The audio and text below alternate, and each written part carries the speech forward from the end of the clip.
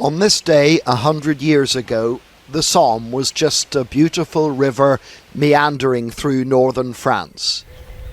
A week later, when the winds of war had blown through here, the name Somme would denote something else entirely. The darkest day in British military history. Proof of that lies around almost every corner.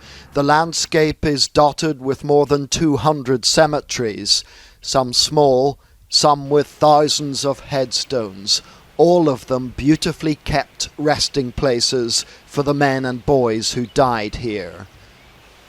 On that day, going over the top would cost the British Army almost 60,000 casualties. They've had to kit it out again, but this was actually a British frontline trench on the 1st of July 1916, and conditions for the Tommies were pretty grim. The German trenches were much better, but then they were defensive positions. British commanders did not want their soldiers to be too comfortable in places like this. They wanted them to be eager to leave.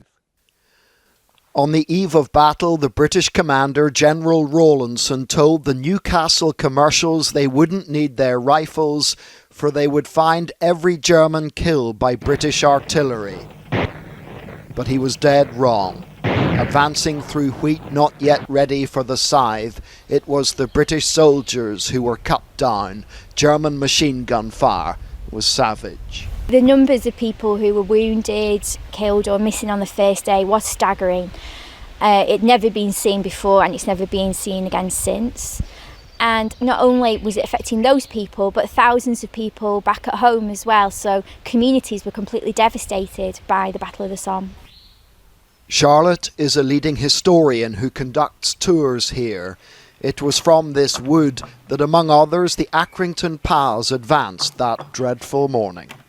585 of them became casualties within just 20 minutes. In another sector, the dead of the Devonshires were buried in the trench from which they set out. Again, the casualty rate was appalling. On July the 1st, 1916, the Devonshires held this trench. 100 years later, they hold it still. John Irvine, News at 10, on the Somme.